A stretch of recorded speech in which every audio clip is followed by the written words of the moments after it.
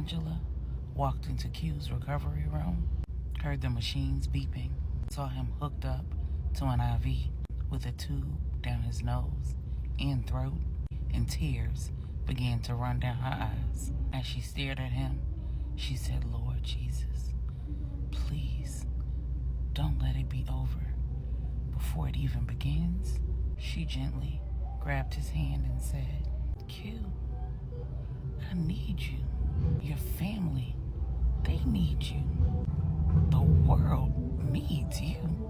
I don't even know how to live in a world without you in it, baby.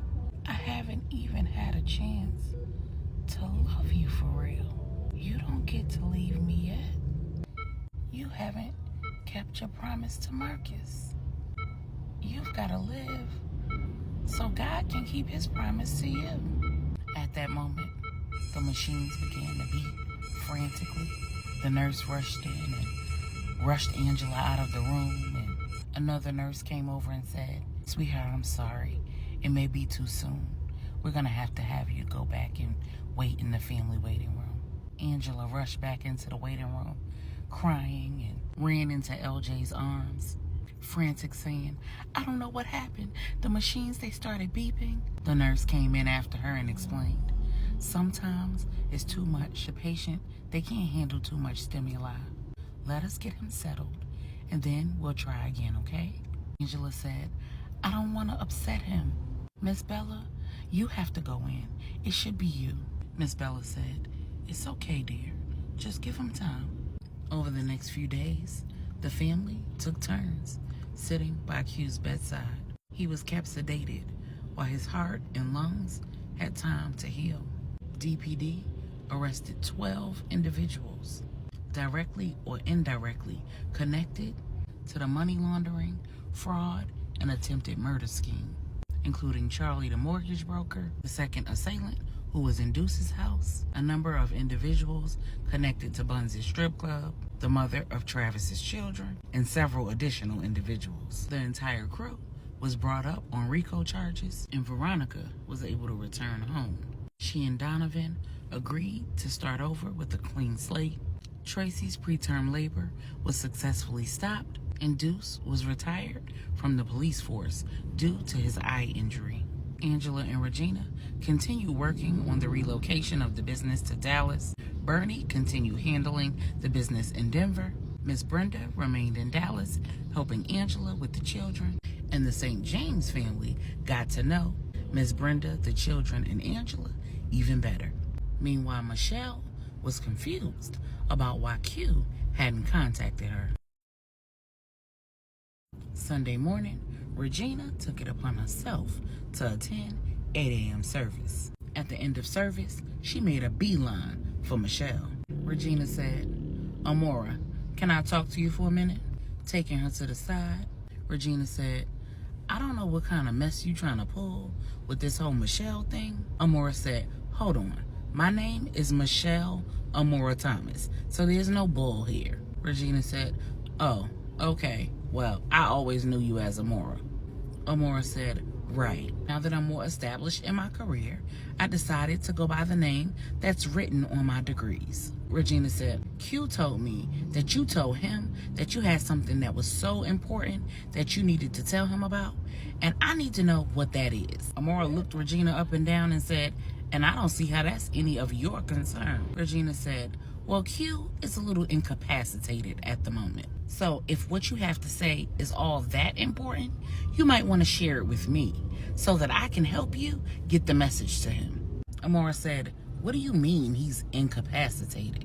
Regina said, "He's fighting for his life at Methodist Hospital. He was shot in the chest almost a week ago."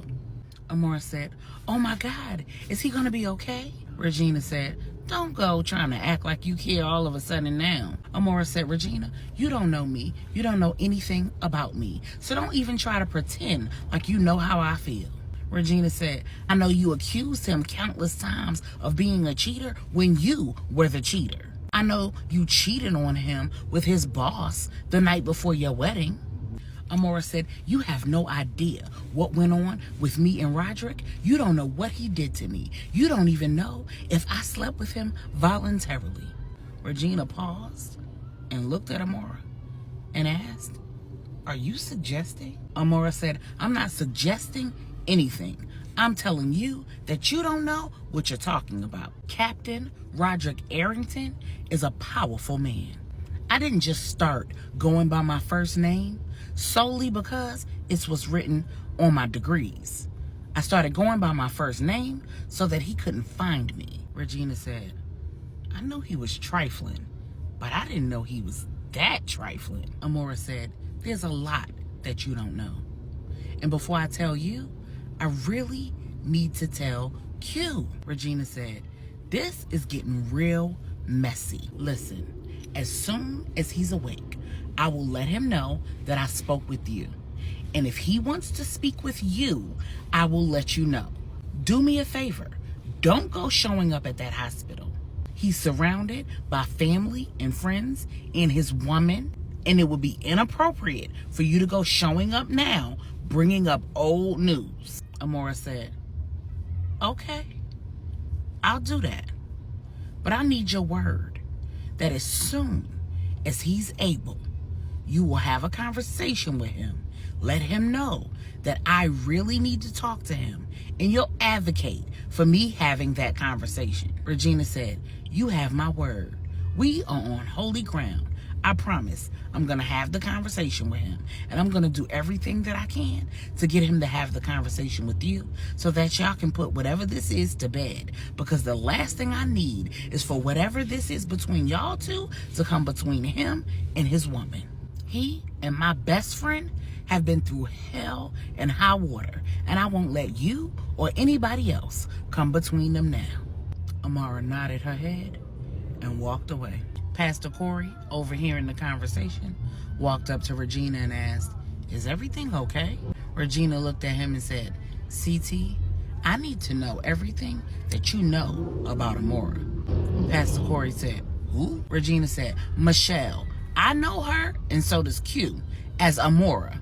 Pastor Corey said, "When she came here, she introduced herself as Michelle. Is she pretending to be somebody else? Because her background check came back good." Regina said, "No, apparently that's her first name. But what did she tell you about her past?" Pastor Corey said, "Now, Regina, I cannot divulge anything that my parishioners share with me in confidence. What I'll tell you is that she seems to be a good woman who's repentant about the mistakes that she's made in the past, and she's trying to get it right. She has some loose ends that she needs to tie up in order to truly move forward with her life. She's dedicated her life to Christ. She has a family that she loves, and I believe her intentions are good." Regina looked at Pastor Corey and said, "They better be, because if she starts a fire, I'm going to be the one to put it out." Regina walked out of the church and returned to the hospital so that Angela could leave the hospital and attend the 11 a.m. service. As Angela, Miss Brenda, and the children walked into the church, Miss Brenda said to Angela, "Baby, let these kids go to children's church so that we can focus and enjoy service. They will be fine. Didn't Pastor Corey say that all of the volunteers at children's church have been background checked? And didn't you meet the lady who's heading up the children's ministry?"